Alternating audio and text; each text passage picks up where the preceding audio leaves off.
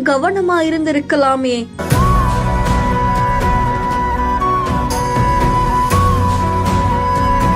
இப்படி ஒரு கொடூரமான மரணத்தை எதிர்பார்க்கல.